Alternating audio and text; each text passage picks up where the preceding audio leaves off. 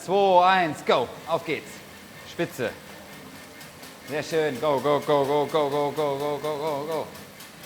Jawohl, nicht hüpfen auf den Sattel. Komm, Tritt behalten, ganz rund treten. Hallo, mein Name ist Philipp Seib. Ich war Lehrer und bin nun Sportcoach. Ich kümmere mich um die Entwicklung von Athleten. Dabei ist mir die Sportart relativ wurscht. Aber zurzeit bin ich hauptsächlich im Triathlon unterwegs und das bereitet mir große Freude.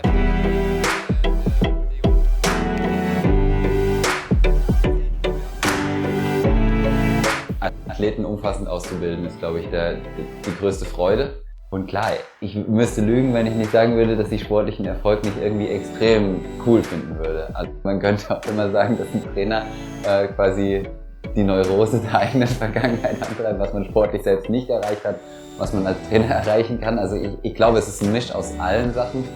Aber die Zusammenarbeit mit Menschen ist das, was mich antreibt, was mir Freude bereitet. Also Tag. Du hast ein ganz minimales Auslenken vom Oberkörper nach hinten, ja? Ich muss aufrechter, oder? Du kannst oben größer werden, ja. Aber das ist immer dann, wenn das Tempo einen Tacken höher geht, ja, dass es diesen kleinen Block im Rücken gibt.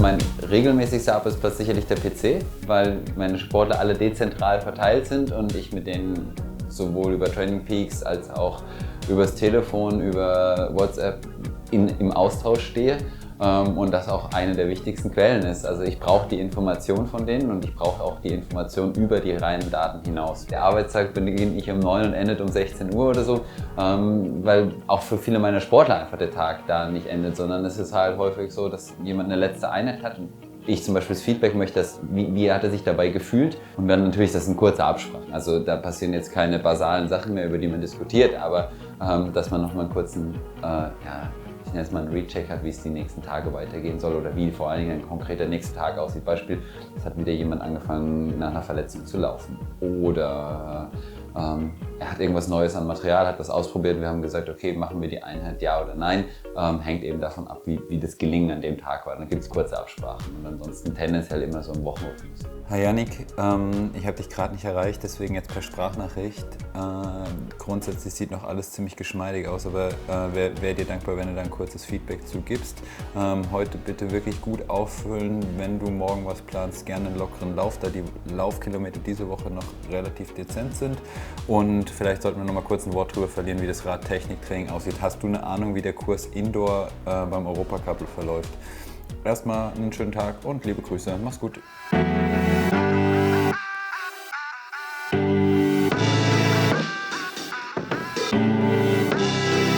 Gar nicht so einfach zu beantworten, weil es ein ganz großer Misch immer wieder natürlich ist, weil es so gewachsen ist, wie es gewachsen ist. Wo ich dann bei anderen deutlich professioneller sein kann, als es mir dann als Mann manchmal möglich ist. Genau. Ja. Passt. Gut, auf geht's. Du kannst loslegen, wir treffen uns danach alle hier. Ganz klar hole ich mir bei Laura an verschiedenen Stellen einfach auch Verstärkung. Also ich hole mir mit Reto und Lorenz aus Zürich eben auf der Datenbasis eine Verstärkung ins Haus, wo wir dann im Prinzip nicht über Gefühle diskutieren, sondern über Zahlen, ob das Training der letzten Wochen funktioniert hat oder nicht. Das entlastet mich ungeheuer. Damit habe ich zwar viele Fäden in der Hand, aber manchmal kann ich mich an manchen Sachen eben zurücknehmen und das gibt dann wieder die Freiräume auch für eine Ehe.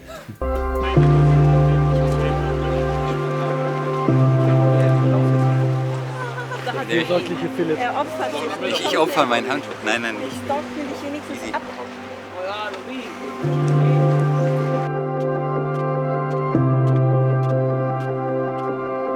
Ich kenn's nicht anders, weil Philipp mein erster Trainer ist von der ersten Stunde, der quasi gesagt hat, das, was ich in Eigenregie gemacht habe, ist Bullshit und so wirst du niemals schneller. Und dann habe ich es halt auf den Versuch ankommen lassen und gesagt, ja, dann schreib mir halt mal auf, was ich machen soll. Und ja, ich wurde schneller, sehr einfach schneller. Von daher habe ich mich dann an seine Vorgaben gehalten und so haben wir uns jetzt über die Jahre als super Team in der Beziehung Athlet-Trainer weiterentwickelt und ja, sogar so weit, dass Philipp das jetzt eben auch hauptberuflich macht und auch andere Athleten trainiert. Es geht darum, dass sie ein Gefühl dafür bekommen, halt wirklich die GA-Sachen so gleichmäßig wie möglich zu schwimmen. Und gerade bei Leuten, die sehr, sehr, sehr gut ausdauertrainiert sind, ist es eben super entscheidend, dass sie im GA nicht rumdümpeln. Das ist eigentlich die Hauptgefahr, gerade wenn wir jetzt so einen Entlastungstag wie heute haben, dass das Schwimmen halt auch wirklich noch effektiv ist. Wenn jetzt eine Annalena beispielsweise 1000 Meter im 1,30er Tempo schwimmen würde, können sie eigentlich auch gleich im Bett liegen bleiben. Und das gleiche auch beim Flow oder so. Deswegen bekommen die Tempovorgaben und sie bekommen hinterher ein Feedback. Und auch auf die Gleichmäßigkeit, dass sie wirklich lernen, den Takt zu schwimmen. Das wird halt auch im Rennen dann entscheidend sein, dass sie zum Beispiel mit dem Tempo spielen können, wenn sie eine Schwimmqualität ausspielen. Oder sagen wir eine Laura, die eben cool bleiben muss beim Anschwimmen und das nicht überziehen. Und trotzdem ist er natürlich auch mittlerweile mein Ehemann. Und wir haben auch noch eine andere Beziehung. Und das ist natürlich schon auch eine Herausforderung, wenn zwei solche Sachen so eng beieinander sind. Auf der anderen Seite ist es auch ein Riesenvorteil, weil mich natürlich niemand so gut kennt und niemand so direkt so schnell auf irgendwas reagieren kann. Und ich natürlich auch weiß, dass er noch in ein paar Jahren auch noch mit mir Sport machen möchte und mich jetzt nicht kurzzeitig verbrennt.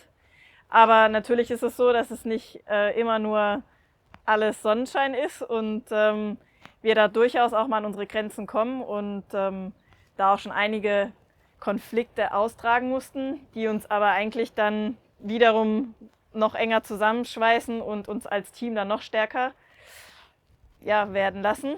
Aber es ist durchaus so, dass ich auch meine eigene Meinung habe zu meinem Training auch und die auch kundtue und dann eben diskutiere mit ihm, ob das jetzt eine sinnvolle Idee ist oder nicht. Und sicher hat er mich schon vor einigen Unfug-Ideen bewahrt, die ich sonst umgesetzt hätte.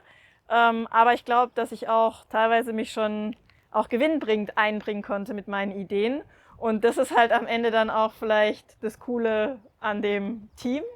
Und ich merke durch ihn auch, dass es sogar vielleicht für mich auch mal irgendwann interessant sein könnte, andere zu coachen.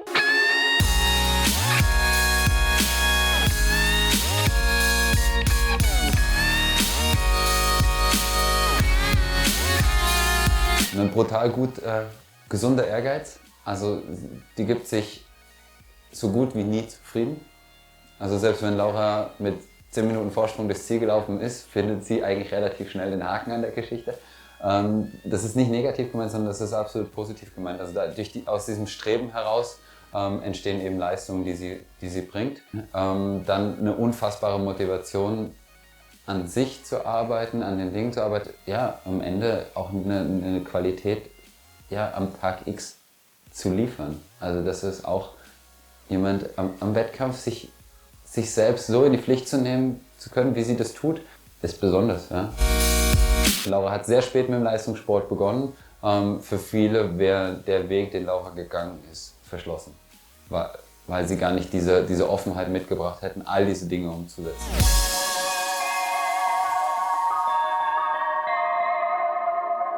Der René wittert eine Story. Der fragt mich schon die ganze Zeit in die Richtung hier, Konflikt beim Schwimmen. Doch, am liebsten willst du so ein Video machen, wo es richtig knallt und 100.000 Views, weil es scheppert.